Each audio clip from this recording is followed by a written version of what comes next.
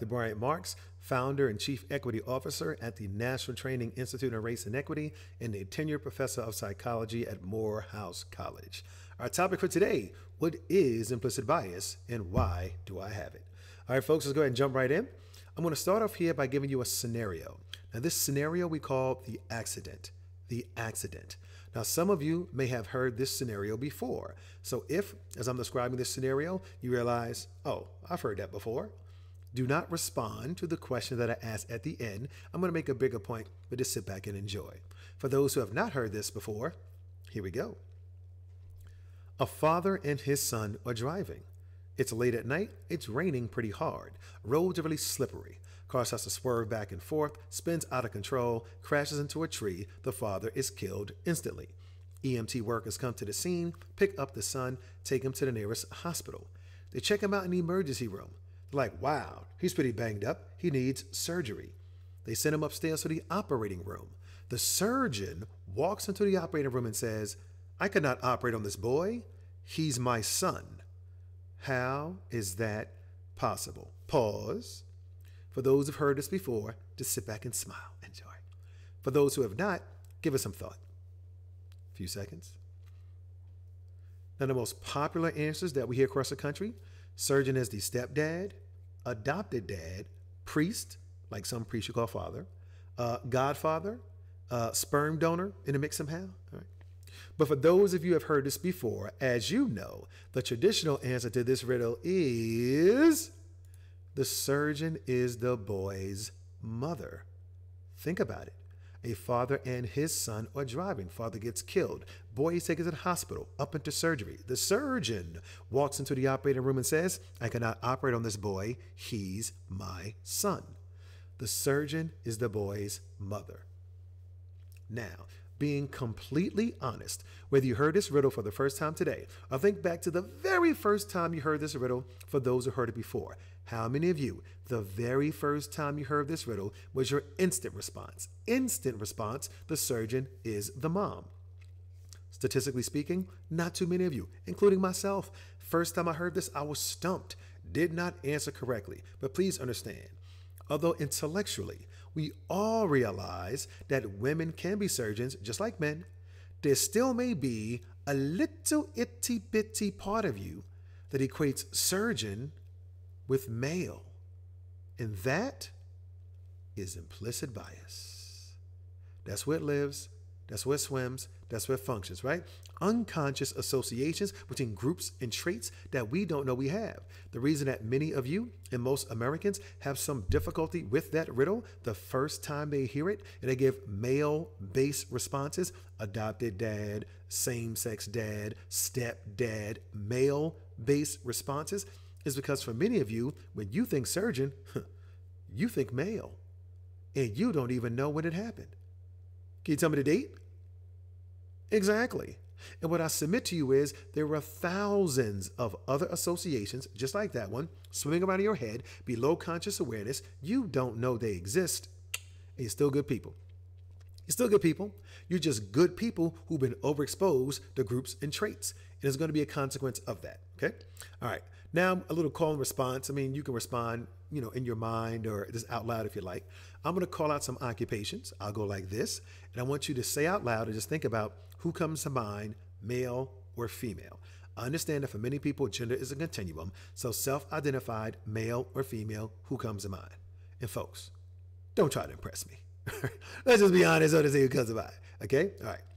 Who comes to mind when I say nurse, male or female? Probably thought female. Who comes to mind when I say administrative assistant, male or female? Probably thought female. Who comes to mind when I say kindergarten teacher, male or female? Probably thought female. Now, we all know that men can do those jobs just like women. You all do know that, right? Okay. So by you thinking of saying female, that doesn't make you sexist. That makes you human. You may have lived a life where what? You happen to come across more female nurses because there are. More female kindergarten teachers because there are. Administrative assistants because there are. And more female kindergarten teachers because there are. And the recorder that's running in your brain throughout your lifetime is keeping track of those exposures in a cumulative fashion until your mind on its own gets to the point where it locks in that association for you, and you will not know when it happens. Folks, our minds are built to be efficient. Upon repeated exposure to certain groups and certain traits, certain groups and certain roles, your mind says, I've seen that before, I got it. It's going to lock it in for you. You will not know when it happens. But when it does, the seed for implicit bias is planted. It may blossom, it may not, but it's there. All right, let's do it like this. Call and response in your own space. Here we go. Think about it this way.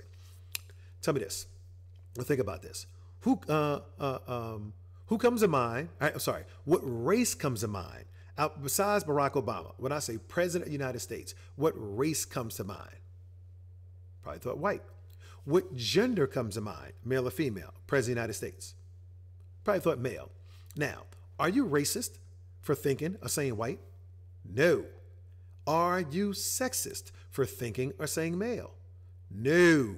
Because of one exception, white male presidents is all you've ever known. Throughout the history of this country, the history books on your money, you've only seen white male presidents with one exception.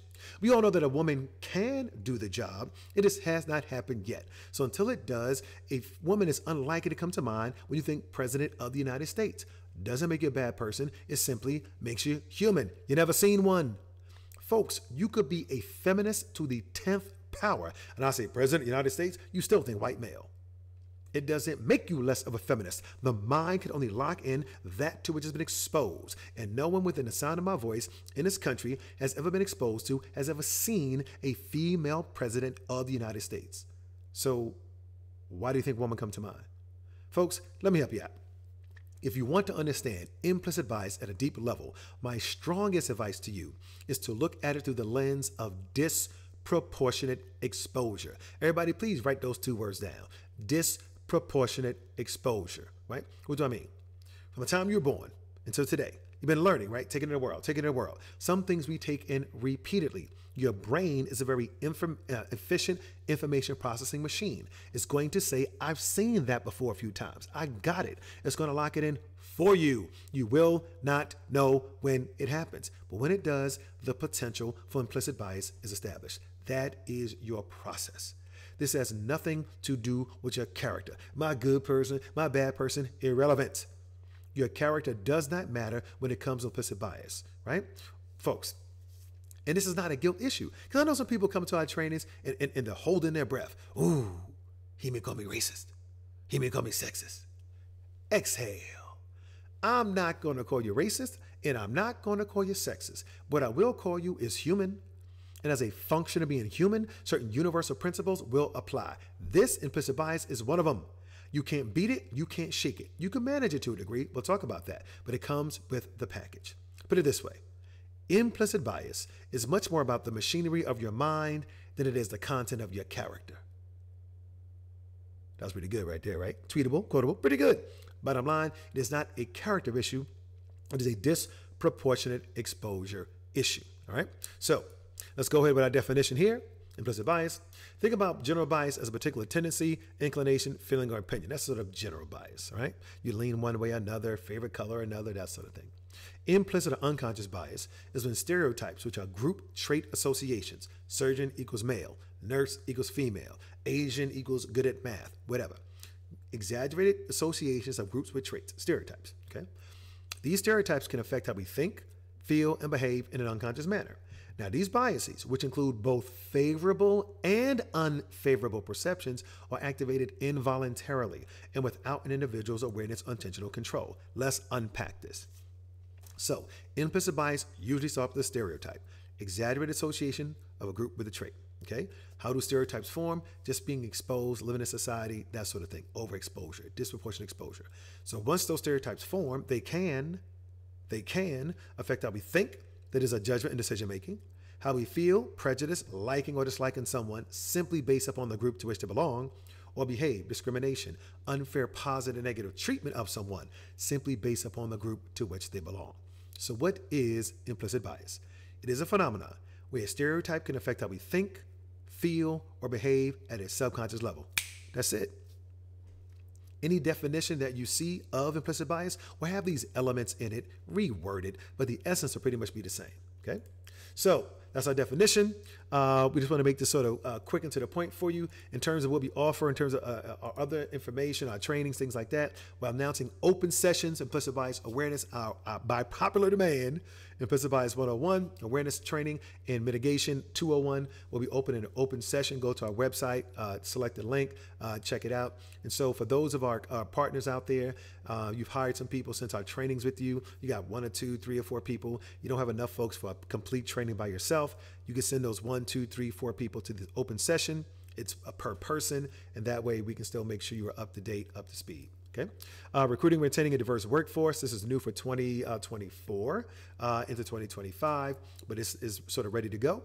A lot of conversation about DEI, the value of it. We show you how to recruit for diversity, how to retain for diversity in an evidence-based way. Okay. Microaggressions and allyship, one of the most popular courses here. We sort of combine these two. They overlap and they complement each other pretty well. In terms of actual transformation, so information is one thing, transformation is another. So we have equity audit now, because what's happening is people say, oh, does your training work? Does it work? Well, by getting the data up front, a true, robust equity audit, we can establish baseline, have some interventions, and then a post-test. So a pre-test, post-test, that's how you can actually measure whether something worked or not. Then we have our Break Your Bias Retreat, which is 4 to 5 days in Atlanta, Georgia, a deep dive into the equity audit results. Also, we take a deep dive such that we can develop a multi-year bias mitigation plan with deliverables, budget, measures, and it involves an Atlanta experience where we go to Morehouse College, the Martin Luther King Jr. Center, the National Center for Civil and Human Rights. You get to see Dr. King's papers, like a white glove experience with his papers. And accommodations, there's a retreat location, we call it Kemet. It's in about 20 minutes from the airport, 25 minutes from downtown. All right, folks, so that's it for me for today. Again, check out our website, www.national.training, not .com, not .org, national.training. Yes. YouTube channel, you're on it right now. Our social media at so we got Twitter, LinkedIn, and Facebook. And this QR code should take you to the website as well. All right, until next time, folks, peace and blessings.